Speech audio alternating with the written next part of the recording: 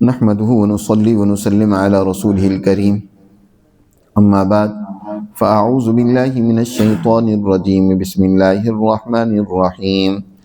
ولقد أرسلنا موسى بآياتنا إلى فرعون وملئه فقال إني رسول رب العالمين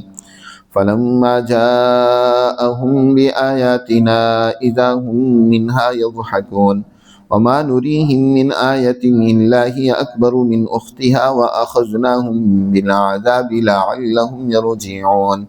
وقالوا يا أيها الساحر ادع لنا ربك بما عهد عندك إننا لمهتدون فلما كشفنا عنهم العذاب إذا هم ينكثون ونادى فرعون في قومه قال يا قوم أليس لي ملك مصر وهذه الأنهار تجري من تحتي أفلا تبصرون أم أنا خير من هذا الذي هو مهين ولا يكاد يبين فلولا ألقي عليه أسورة من ذهب أو جاء معه الملائكة مقترنين فاستخف قومه فأطاعوه إنهم كانوا قوما فاسقين فلما آسفونا انتقمنا منهم فأغرقناهم أجمعين فجعلناهم سلفا ومثلا للآخرين صدق اللہ العظیم۔ یہ سورہ زخرف کا 5واں رکوع ہے۔ گزشتہ آیات میں اللہ سبحانہ و تعالی نے اس بات کو بیان کیا ہے کہ مشرکین مکہ کے سامنے جب دعوت اسلام رکھی گئی تو وہ کہتے ہیں کہ یہ جس شخص کو رسول بنایا گیا ہے اس کے پاس تو کوئی مال و دولت نہیں ہے اور نہ ہی کوئی اور دنیاوی فضیلت اور کوئی برتری ہمیں نظر آتی ہے، کوئی سرداری اس کے پاس نہیں، کوئی مال و دولت نہیں ہے۔ اگر اس قرآن مقدس کو اور ان تعلیمات کو نازل کیا ہی جانا تھا تو چاہیے تھا کہ من ہذہ القریۃ، یہ جو 2 بستیاں ہیں یعنی مکہ اور طائف، ان میں سے کسی بڑے آدمی پر یہ قرآن نازل کیا جاتا، کسی مکہ کے رئیس اور سردار پر نبوت اور رسالت آتی، یا اسی طرح طائف کے کسی رئیس اور سردار کے پاس یہ نبوت اور رسالت آنی چاہیے تھی۔ یہ محمد صلی اللہ علیہ وسلم یہ یتیم بچے ہیں اور یتیمی کے ساتھ یہ پروان چڑھے ہیں اور ان کے پاس کوئی مال و دولت بھی نہیں ہے، نہ ہی کوئی عہدہ اور سرداری ہے، یہ کیسے رسول بنا کر بھیجے گئے؟ اس طرح کی باتیں حضور صلی اللہ علیہ وسلم سے متعلق وہ مکہ کے لوگ کرتے تھے۔ قرآن مقدس نے آپ صلی اللہ علیہ وسلم کو ایک طرف تسلی دی اور دوسری طرف ایسی قوموں اور افراد کو تنبیہ کی ہے کہ یہ باتیں کوئی آج کی نہیں ہیں۔ ہمیشہ سچے ہادیوں، رہنماؤں، رسولوں کی مخالفت کرنے والے وقت کے ظالموں، طاغوتی طاقتوں اور قوتوں، فرعونوں، نمرودوں اور حامانوں کی اسی طرح کی باتیں رہی ہیں۔ سچائی کے لیے، حقیقت کے لیے، نبوت کے لیے کوئی مال و دولت معیار نہیں ہے۔ اس کے لیے جو صلاحیت جو استعداد درکار ہے وہ تم میں کہاں ہے؟ وہ تو اسی شخص میں ہے، اسی ذات کے اندر ہے۔ جناب رسول اللہ صلی اللہ علیہ وسلم ہی اس لائق تھے کہ ان کو اس منصب پر فائز کیا جاتا، تم اس سے کوسوں دور ہو۔ اللہ نے اس حوالے سے حضرت موسیٰ علیہ السلام کا ایک واقعہ ذکر کر کے ایک طرف تو آپ صلی اللہ علیہ وسلم کو تسلی دی اور دوسری طرف اس وقت کے ان مشرکوں کو تنبیہ بھی کی ہے۔ فرمایا وَلَقَدْ أَرْسَلْنَا مُوسَىٰ بِآيَاتِنَا، اور یقیناً پختہ بات ہے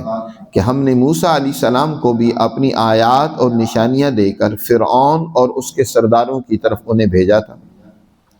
فقال انی رسول رب العالمین، اور موسیٰ علیہ السلام نے جا کر فرعون اور اس کے سرداروں اور کابینہ سے بات کرتے ہوئے کہا کہ انی رسول رب العالمین، بے شک میں رب العالمین کا بھیجا ہوا نمائندہ اور رسول ہوں۔ مجھے اللہ سبحانہ و تعالیٰ جو اس ساری کائنات کا رب اور مالک ہے، اپنا نمائندہ اور رسول بنا کر تمہاری طرف بھیجا ہے، تمہاری ہدایت کے لیے، تمہاری رہنمائی کے لیے، اور میری بات کو تسلیم کرو، میری اطاعت کرو۔ انہوں نے حضرت موسیٰ علیہ الصلوۃ والسلام سے نبوت و رسالت کے علامات اور آیات طلب کی کہ اگر تم رسول ہو تو کوئی نشانی دکھلاؤ۔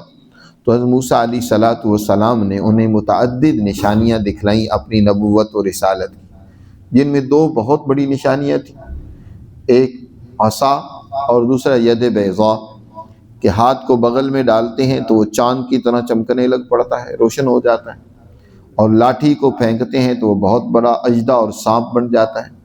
اس کے علاوہ متعدد اور آیات اور نشانیاں بھی جن کا تذکرہ پیچھے گزر چکا ہے کہ اللہ تعالیٰ نے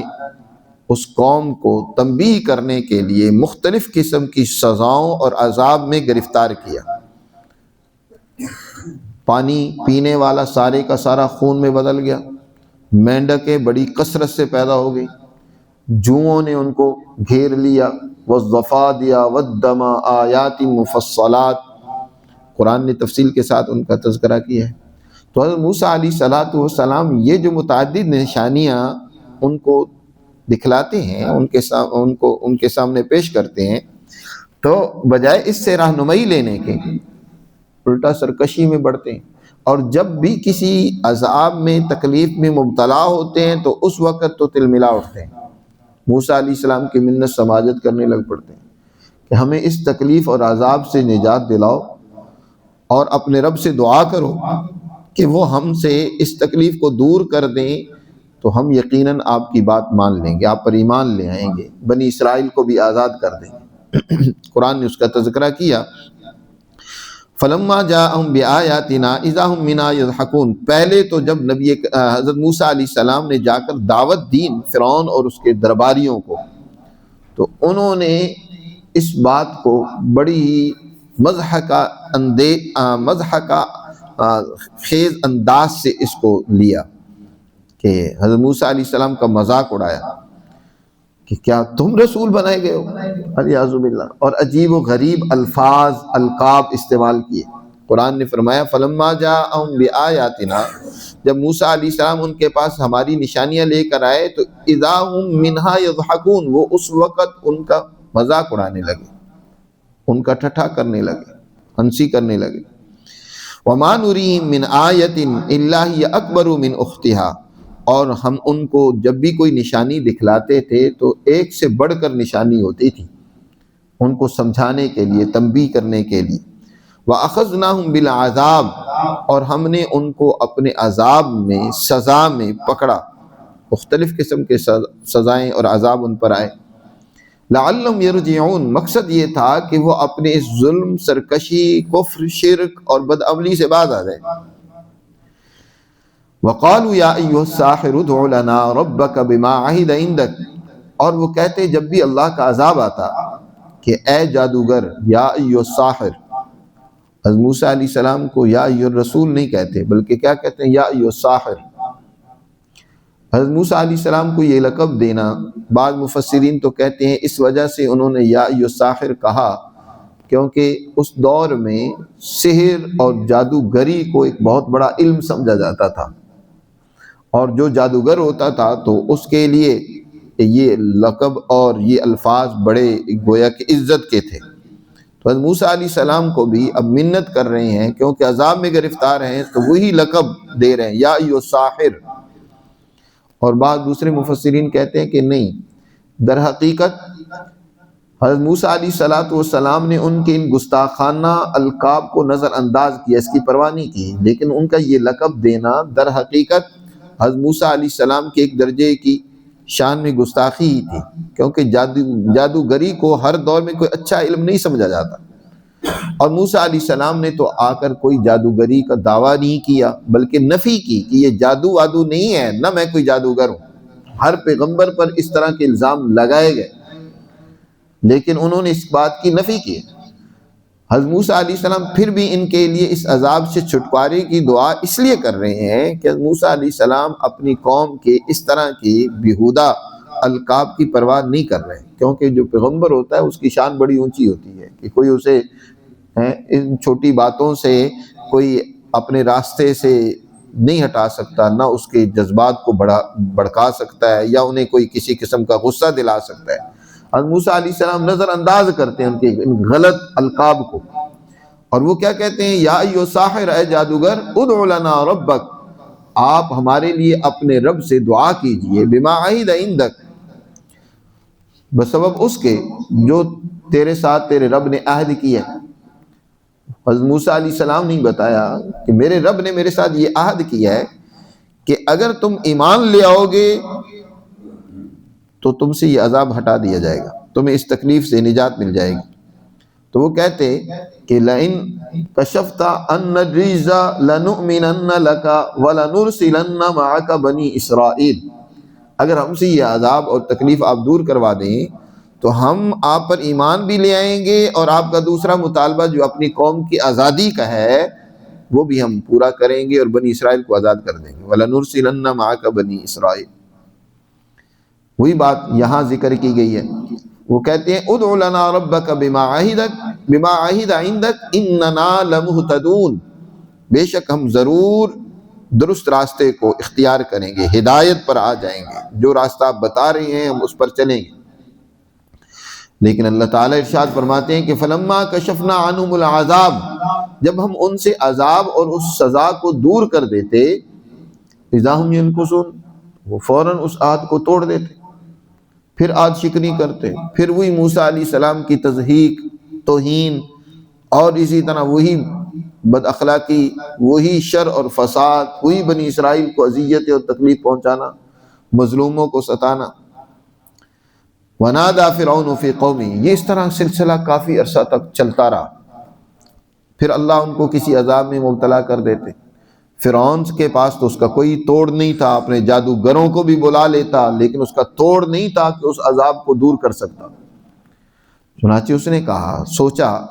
کہ اگر اس طرح مسلسل کام ہوتا رہا، چلتا رہا، تو میری تو حکمرانی خطرے میں ہے، کیونکہ بہت سارے لوگ موسیٰ علیہ السلام سے متاثر ہو رہے ہیں اور ان کی بات کو اب سننا شروع ہو گئے ہیں، تو کہیں ایسا نہ ہو کہ کل میرے تخت کے خلاف ہی بغاوت ہو جائے، میری خدائی کا انکار کر دیں اور میری حکمرانی ملیہ میٹ ہو جائے۔ چنانچہ اس نے ایک دن سارے مصریوں کو، درباریوں کو اکٹھا کر کے ایک تقریر کی، اور یہ بڑی توجہ سے سننے کی ہے۔ یہ ہر دور میں، ہر دور کے ظالم طاغوت حکمران جو غلط طریقے سے حکمرانی کرتے ہیں نا، ان کا یہی انداز ہوتا ہے، جو ہزاروں سال پہلے مصر میں فرعون کا تھا۔ قرآن نے اس لیے اس کو مثال کے طور پر یہاں بیان کیا ہے، کیونکہ قرآن قیامت تک کے لیے، اس کی تعلیمات قیامت تک کے لیے، اس لیے قرآن یہ واقعات کو بیان کرتا ہے تاکہ لوگ ان سے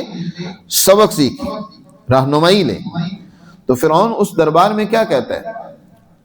وَنَادَى فِرْعَوْنُ فِي قَوْمِهِ، فرعون نے اپنی قوم میں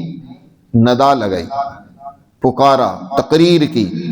اور کہتا ہے قال یا قوم، اے میری قوم، الیس لی ملک مصر وہذہ الانہار تجری من تحتی افلا تبصرون، کیا تم دیکھ نہیں رہے ہو کہ مصر پر میری حکومت ہے، یہ مصر میری سلطنت ہے، اور وہذہ الانہار، اور تم دیکھ نہیں رہے کہ میں نے کس طرح اس دریائے نیل پر نہریں کھود کر تمہارے صحراؤں تک پانی کو پہنچایا ہے، جس کے نتیجے میں تمہارے کھیت وہ سرسبز و شاداب ہو گئے، باغات ہر طرف کھل رہی ہیں، ہر طرف ہریالی ہے۔ یہ پورا مصر جس میں تم خوشحالی دیکھ رہے ہو، جس میں تم ہر طرف جو ہے طرح طرح کی نعمتیں، باغات، کھیتی باڑی، نہریں، یہ سب کچھ دیکھ رہے ہو، یہ کس نے کیا؟ یہ میں نے کیا، یہ سارا نظام میں نے بنایا ہے۔ کہتے الیس لی ملک مصر وہذہ الانہار، اور یہ نہریں تجری من تحتی جو میرے حکم سے جاری ہیں، ان کو کون چلانے والا ہے؟ افلا تبصرون، کیا تم دیکھ نہیں رہے ہو کہ میں حکمران ہوں اور میرے مقابلے میں دوسرا شخص موسیٰ ہے، یہ میری حکمرانی کا انکار کرتا ہے، میری خدائی کو نہیں مانتا، اور تمہیں گمراہ کرنا چاہتا ہے، تم خود ہی سوچ کر بتاؤ، ام انا خیر من ھذا الذی هو مہین ولا یکاد یبین، کیا میں بہتر ہوں اس شخص سے، موسیٰ علیہ السلام کی طرف اشارہ کیا، ہوا مہین جو انتہائی درجے کا حقیر ہے، جس کے پاس کچھ بھی نہیں ہے، جس کے پاس تھوڑی کوٹی بھی نہیں ہے، کوئی پیسہ نہیں ہے، ٹکا نہیں ہے، اور یہ بیچارہ غریب آدمی ہے، غلام قوم سے تعلق رکھتا ہے، ہوا مہین، مہین بمانے ذلیل ہے، وہ کہتا ہے ولا یکاد یبین، اور دوسری بات یہ ہے کہ وہ اپنا مدعا بھی واضح انداز میں بیان نہیں کر سکتا، ولا یکاد یبین۔ موسیٰ علیہ السلام کی زبان میں قدر لکنت تھی، لیکن وہ اتنی زیادہ بھی نہیں تھی کہ حضرت موسیٰ علیہ السلام اپنی بات نہ سمجھا سکتے ہو، نہ کر سکتے ہو۔ حضرت موسیٰ علیہ السلام نے جب اللہ سے دعا کی، رب اشرح لی صدری ویسر لی امری واحلل عقدۃ من لسانی یفقہوا قولی، کہ میری زبان کی گرہ کو کھول دے تاکہ یہ میری بات سمجھ سکے، میں ان کو سمجھا سکوں۔ تو اس دعا کی برکت سے ان کی لکنت جو ہے وہ بڑی نہیں تھی، بات کر سکتے تھے، لیکن وہ کہتا ہے کہ نہیں، یہ جو معمولی لکنت ہے اس کو بھی وہ بڑھا چڑھا کر پیش کرتا ہے، ولا یکاد یبین، یہ تو واضح الفاظ میں بول بھی نہیں سکتے۔ یا دوسرا اس جملے کا مطلب یہ ہے کہ ان کے پاس کوئی عقل کی بات نہیں ہے، الیاذ باللہ۔ وہ کہتا ہے یہ مس ایچ پیچ ایسے ہی فضول بغیر حجت کے، بغیر دلیل کے باتیں کرتا رہتا ہے جو ہماری سمجھ میں آنے والی نہیں ہے، پتہ نہیں یہ کیا باتیں کرتا رہتا ہے، ہماری سمجھ سے باہر کی باتیں۔ ولا یکاد یبین کا مطلب یہ ہے کہ یہ ایسی باتیں کرتا ہے جو ہماری سمجھ میں نہیں آنے والی۔ یاد رکھو ہمیشہ، سرمایہ پرست ذہنیت اور فاسد اور ظالم حکمران طبقے، ڈکٹیٹرشپ جو ہوتی ہے، ہمیشہ ان کی ذہنیت اور فکر اور سوچ وہی ہوتی ہے جو قرآن نے یہاں بیان کی ہے۔ اب یہ جو اپنی قوم سے خطاب کر کے بات کر رہا ہے، اس کے دل میں قوم کی ہمدردی نہیں ہے، یہ اپنی قوم کو یہ نہیں ہے کہ خوشحالی دینا چاہتا ہے، بدحالی سے انہیں بچانا چاہتا ہے، تباہی و بربادی سے بچانا چاہتا ہے۔ وہ موسیٰ علیہ السلام کی اتباع سے اس لیے روک رہا ہے کہ کہیں قوم کسی اور تباہی و بربادی کا شکار نہ ہو جائے۔ جانتا ہے کہ میں جو کچھ کہہ رہا ہوں نا یہ جھوٹ ہے۔ آگے قرآن نے دوسرا ایک اور جملہ کہا ہے جس سے اور بات واضح ہوتی ہے۔ وہ جانتا ہے کہ موسیٰ علیہ السلام جادوگر نہیں، اللہ کے نبی اور پیغمبر ہیں، کیونکہ جو کچھ انہوں نے دکھلایا، جو کچھ بات کرتے ہیں، وہ تو مظلوم کی حمایت کی بات کرتے ہیں، وہ انسانیت کے حقوق کی بات کرتے ہیں، وہ معاشرے کے اندر عدل کی، مساوات کی، معاشی خوشحالی کی بات کرتے ہیں۔ وہ کوئی ایسی بات موسیٰ علیہ السلام نہیں کر رہے کہ جس سے کسی قسم کا قوم کا کوئی نقصان ہو۔ وہ تو قوم کو ترقی دینا چاہتے ہیں، وہ تو اپنی قوم کو آزاد کرنے کی بات کر رہے ہیں، جن کو انہوں نے غلام بنا رکھا ہے، ان کے نوجوانوں کو قتل کرواتے ہیں، بچوں کو مروا دیتے ہیں، عورتوں سے بیگار لیتے ہیں، اور بڑے عجیب قسم کی زندگی اجیرن بنا رکھی۔ لیکن فرعون کیا کہتے ہیں اپنے آپ کو کہ دیکھو میں نے تمہارے لیے نہریں بہا دیں، میں نے تمہارے لیے یہ کام کر دیے، یہ سبز و شاداب باغات ہیں، یہ ملک ترقی کر رہا ہے، اس پر ساری میری حکمرانی ہے۔ قوم کے سامنے اس انداز میں بیان کرتا ہے، موسیٰ علیہ السلام کی تحقیر کرتا ہے کہ دیکھو یہ تو بات بھی صحیح نہیں کر سکتے جی، اور نہ ہی کوئی ان کی بات کا کوئی وزن ہے۔ اور پھر آگے مزید کہتا ہے کیونکہ سوچ سرمایہ دارانہ ہے، اسی بنیاد پر موسیٰ علیہ السلام کو بھی وہ تول رہا ہے، وزن ان کا کر رہا ہے، بات کو نہیں سن رہا، سمجھ رہا، موسیٰ علیہ السلام کی زندگی کو نہیں دیکھ رہا کہ ان کی زندگی کیسی عالی شان، بہترین، اللہ کی مخلوق کی ہمدردی اور خیرخواہی میں گزری ہے۔ موسیٰ علیہ السلام نے جب ہجرت یہاں سے کی تھی تو اس کا واقعہ بھی قرآن نے پیچھے ذکر کیا ہے کہ ایک مظلوم کی داد رسی کرتے ہوئے در حقیقت ان سے ایک آدمی مارا گیا تھا، مظلوم کی مدد کرتے ہوئے، ظالم آدمی سے بچاتے ہوئے۔ ان کی تو ساری زندگی مظلوموں کی حمایت میں گزری ہے، اس کو نہیں پیش کر رہا، بلکہ کیا کہتا ہے فلولا القی علیہ اسورۃ من ذہب، اگر یہ رسول رب العالمین ہی ہیں تو ان کے اوپر سونے کے کنگن کیوں نہیں، ان کے ہاتھوں میں، ان کے گلے میں بڑے ہار وغیرہ ہونے چاہیے، او جاء معہ الملائکۃ مقترنین، یا ان کے ساتھ جو ہے اس کے ساتھ فرشتے ہوتے جو قطار در قطار آگے پیچھے کھڑے ہوتے۔ حضرت مجاہد رحمۃ اللہ علیہ فرماتے ہیں اس آیت کی تفسیر میں کہ فرعون کا یہ طریقہ تھا کہ وہ جب کسی کو خلعت عطا کرتا تھا، کسی کو کوئی عہدہ دیتا تھا، تو اسے سونے کا کنگن پہناتا تھا اور ساتھ اسے ایک دستہ فوج کا بھی دیتا تھا جو اس کے ادب و احترام میں آگے پیچھے ہوتے تھے اور اس کا پروٹوکول ہوتا تھا۔ تو وہی اسی بات کو بنیاد بنا کر کہتا ہے کہ دیکھو، ہم جب کسی کو اپنا سفیر بناتے ہیں، کوئی ذمہ داری اسے دیتے ہیں، عہدہ دیتے ہیں، تو ہم کیا کرتے ہیں کہ اس کے ہاتھوں میں کنگن سونے کا پہناتے ہیں اور اس کے ساتھ ایک فوج کا دستہ ہوتا ہے۔ اگر یہ رب العالمین کا رسول ہے تو اس کے ہاتھوں میں سونے کے کنگن کیوں نہیں ہے، اور اس کے ساتھ فوج فرشتوں کی کیوں نہیں ہے جو پرے باندھے کھڑی ہو، آگے پیچھے ہونی چاہیے؟ گویا کہ وہ سچائی کو تول رہا ہے کس پر؟ دولت پر۔ یہی سرمایہ دارانہ ذہنیت ہوتی ہے کہ انسان سچائی کو وہ دولت کی کسوٹی پر پرکھتا ہے۔ سرمایہ دارانہ ذہنیت یہی ہوتی ہے، وہ سمجھتا ہے یہ سرمایہ، آج بھی آپ دیکھیں گے وہ کہتے ہیں ایسے سرمایہ دار، یہ تو اللہ کی عطا ہے کہ اللہ تعالیٰ نے ہمیں دولت سے نوازا اور سرفراز کیا ہے، اور یہ آیت پیش کریں گے وَتُعِزُّ مَن تَشَاءُ وَتُذِلُّ مَن تَشَاءُ، وہ ان آیات کو اپنے اوپر فٹ کرتے ہیں، کرتے ظلم ہے۔ کیا ظالم کو اللہ عزت دینا چاہتا ہے؟ کیا ظالم کو اللہ تعالیٰ دنیا کی مال و دولت دینا چاہتا ہے؟ یہ تو امتحان ہوتا ہے ان کا، یہ نہیں ہے کہ اللہ واقعی ان کو کوئی حقیقی عزت سے سرفراز کر رہا ہے، یہ تو ان کا امتحان ہوتا ہے، ان کی ابتلا ہوتی ہے، آزمائش ہوتی ہے۔ یہ کوئی معیار عزت کا نہیں ہے۔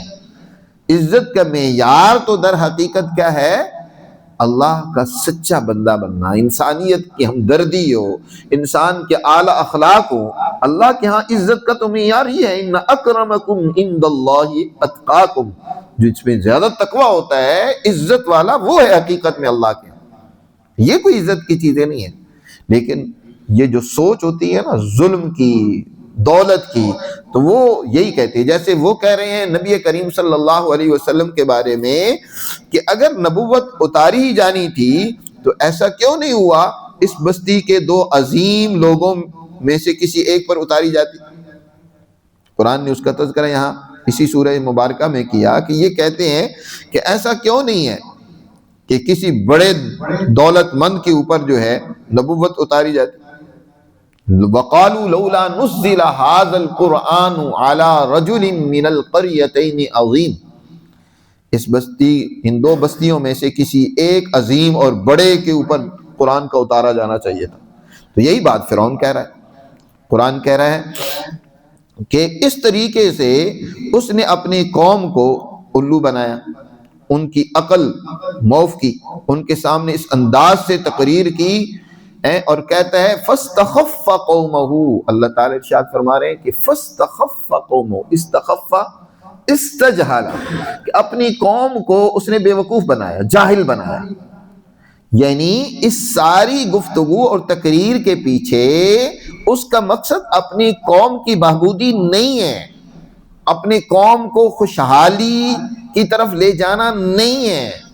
اس سے مقصد وہ اپنی قوم کو حضرت موسیٰ علیہ السلام کی جو اتباع سے روک رہا ہے، وہ اس لیے نہیں روک رہا کہ کہیں میری قوم تباہی و بربادی سے دو چار نہ ہو جائے، بلکہ فَاسْتَخَفَّ قَوْمَهُ، اپنی قوم کو اس نے بے وقوف بنایا۔ وہ سمجھتا ہے کہ بات موسیٰ علیہ السلام کی ٹھیک ہے، لیکن وہ اس لیے یہ باتیں کر رہا ہے کہ تاکہ کہیں میری حکومت نہ جاتی رہے، میرا اقتدار متزلزل نہ ہو جائے، میری دولت مجھ سے چھن نہ جائے، تو قوم کو بے وقوف بنائے۔ اور آج بھی اسی ذہنیت کے لوگ ہیں، اپنی قوم کو یوں ہی الو بناتے رہتے ہیں، ان کے سامنے ایسی باتیں کریں گے کہ جیسے کہ بھائی انہوں نے تو یہاں دودھ کی نہریں بہا دی ہیں جی، اور مقصد پیچھے کیا ہوگا؟ صرف اپنا وہ اقتدار برقرار رکھنا، اپنے اس اقتدار کو قائم رکھنا۔ اور جب تک قوم اس طرح کے جو لوگ ہوتے ہیں ان کی بات سنتی رہے گی، ان کی باتوں سے متاثر ہوتی رہے گی، تو پھر یہی ظلم کی سیاہ رات برقرار رہے گی اور یہ ظلم و فساد برقرار رہے گا۔ قوم اسی طرح بے وقوف بنتی رہے گی نا، کیسے جھوٹے مداریوں کی باتوں سے متاثر ہو کر اور ان کے پیچھے ہی دوڑتی رہے گی، تو پھر اسی کا وہی نتیجہ نکلے گا جو آج بھی نکل رہا ہے، جو فرعون کے دور میں تھا وہی آج کے دور میں بھی ہے۔ تو قرآن کہتا ہے فاستخف قومہ، اس نے اپنی قوم کو بے وقوف بنایا، فاطاعوہ، اور انہوں نے اسی فرعون کی بات مانی، اسی کے پیچھے چلے۔ انہم کانوا قوما فاسقین، قرآن کہہ رہا ہے کیوں؟ اس لیے کہ یہ قوم جو ہے نا تھی ہی فاسق۔ اس کے لیے جو موسیٰ علیہ السلام بات کر رہے ہیں، دعوت دے رہے ہیں، اس کے لیے تو انسان کے اندر انسانیت ہونا ضروری ہے کہ مظلوموں کی مدد کریں، بے کسوں کا سہارا بنے، انسانیت کو بلندی اور ترقی ملے۔ یہ تو وہ کرے گا جس کے اندر انسانیت خود ہوگی، اور جو مفاد پرست ہیں، جنہیں صرف اپنا الو سیدھا کرنا ہے، اپنے لالچ اور مفادات اور خود غرضی ہے کہ بس ہماری، کوئی جہنم میں جاتا ہے تو جائے جہنم میں، کوئی مرتا ہے مرے، تباہ ہوتا ہے، باوجود اس کے کہ اس قوم پر فرعون کے بڑے مظالم تھے جی۔ وہ صرف اسرائیلیوں پر ہی نہیں تھے، یہ نہیں تھا کہ اسرائیلیوں پر تو اس نے مظالم ڈھا رکھے تھے اور اپنی قوم کو بڑے اس نے دودھ کی نہروں میں اور بڑے محلات میں اور عالیشان عزت و اقتدار میں ان کو رکھا ہوا تھا، نہیں، ان کے اوپر بھی مظالم ڈھاتا تھا، بڑے بھاری کم ٹیکسز اور طرح طرح کے ظلم و زیادتی کے مختلف صورتیں اس معاشرے میں قائم تھی جن کے خلاف موسیٰ علیہ السلام آواز اٹھا رہے ہیں۔ لیکن انہیں اپنی وہ ساری ظلم و زیادتی بھول گئی وقتی طور پر، کیونکہ فرعون نے ان کو سبز باغ دکھلایا اور انہوں نے کہا بس ٹھیک ہے۔ کچھ بعض تفاسیر میں ہی آتا ہے کہ اس موقع پر فرعون نے پیسے بھی تقسیم کروائے، جیسے ایسے موقع پر جو ہوتا ہے نا، حکمران طبقے وہ کچھ ایسی اسکیمیں جاری کرتے ہیں کہ کچھ لوگوں کو نواز دیا جائے، باقیوں کو مطمئن کر دیا جائے کہ دیکھو جی ہم نے یہ بھی سکیم جاری کر دی، ہم نے یہ بھی سکیم جاری کر دی، عوام میں ہم نے یہ بھی پیسہ بانٹ دیا۔ حالانکہ ان ساری سکیموں کا فائدہ قوم کو نہیں ہوتا، ان کی غربت اور بدحالی نہیں ختم ہوتی، اس سے صرف چند ایک افراد ہی کچھ تھوڑا بہت فائدہ اٹھاتے ہیں، یا ان کے مخصوص لوگوں کو فائدہ پہنچتا ہے۔ اصل میں ان سکیموں کے ذریعے سے عوام کی حالت بہتر نہیں ہوتی۔ آپ کے ملک میں بھی بڑی سکیمیں کب سے چلی جا رہی ہیں، لیکن کیا غربت کم ہو رہی ہے، بڑھ رہی ہے؟ بدحالی کم ہو رہی ہے یا دن بدن بڑھ رہی ہے؟ تو فرعون نے اس اپنی قوم کو بے وقوف بنایا، انہیں کچھ یہ جو پیچھے آیا نا کہ اس کے اوپر سونے اور کنگن کیوں نہیں موسیٰ علیہ السلام کے ہاتھوں پر، تو بعض مفسرین نے کہا کہ اس موقع پر فرعون نے کچھ سونا تقسیم کروایا، پیسے تقسیم کروائے، تو قوم بس ڈھڈ ہو گئی کہ ٹھیک ہے جی، ہمیں موسیٰ علیہ السلام کی بات کیوں مانے، وہ ہمیں کیا دے گا، اس سے ہم نے کیا لینا ہے۔ تو لہذا فاطاعوہ، وہ اس فرعون کے پیچھے ہی چلے، کیونکہ وہ فاسق لوگ تھے، حق کو نہیں پہچاننا چاہتے تھے، حق کے لیے قربانی دینے کو تیار نہیں تھے۔ یاد رکھو، بے کسوں، مزدوروں اور غریبوں، محتاجوں کے لیے تو وہ قربانی دے گا، وہ تکلیفیں اٹھائے گا جس کے دل میں اللہ کا خوف ہوگا، اللہ کی عظمت ہوگی، اور وہ اللہ کے حکم کی تکمیل کے لیے وہ اس میدان میں اپنا سب کچھ قربان کرنے کے لیے تیار ہوگا۔ جو اولو العزم لوگ ہوتے ہیں وہ قربانی دیتے ہیں، فاسق لوگ قربانی نہیں دیتے، وہ تو کیا کرتے ہیں، وہ اپنے مفادات کے پیچھے دوڑتے ہیں۔ تو فرمایا یہ فاسق لوگ تھے، پھر کیا کیا، ہم نے پھر ان کو سزا دی۔ فلما آسفونا، جب انہوں نے ہمیں غصہ دلایا، ناراض کیا، اللہ ارشاد فرماتے ہیں، تو پھر انتقمنا منہم، ہم نے پھر ان سے انتقام لیا، فاغرقناہم اجمعین، اور ان سب کو غرق کر دیا۔ فجعلناہم سلفا ومثلا للآخرین، اور ہم نے ان کو بعد میں آنے والوں کے لیے ایک پیشرو بنا دیا، اور مثلا للآخرین، اور ایک عبرت کا نشان بنا دیا پیچھے آنے والوں کے لیے، آخرین کے لیے وہ ایک کیا عبرت کا نمونہ ہے۔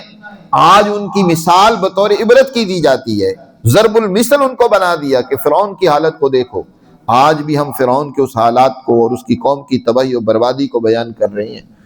تو ان کو اللہ نے نشان عبرت بنا دیا تا قیامت آنے والے انسانوں کے لیے۔ تو میرے عزیز دوستو، ان آیات میں اللہ سبحانہ و تعالی نے موسیٰ علیہ السلام کی جدوجہد اور ان کے مقابلے میں اس وقت کا فرعونی ظلم اور اس کی وہ مداری پن، وہ اس کی چالاکیاں اور مکاریاں قوم کو ورغلانے اور غلط راستے پہ ڈالنے کا، اور پھر ان کی انجام کا تذکرہ کر کے در حقیقت ہمیں خبردار کیا ہے۔ یہ واقعات محض سرسری انداز سے بیان نہیں کیے جاتے، نہ قرآن مقصد کوئی قصے کہانی بیان کرنا ہے، بلکہ عبرت دلانا ہے اور رہنمائی کرنی ہے کہ انسان اس سے سبق سیکھے اور اپنے حالات کو سدھارے۔ اللہ ہمیں سمجھ نصیب فرمائے اور اپنے احکامات پر عمل کی توفیق۔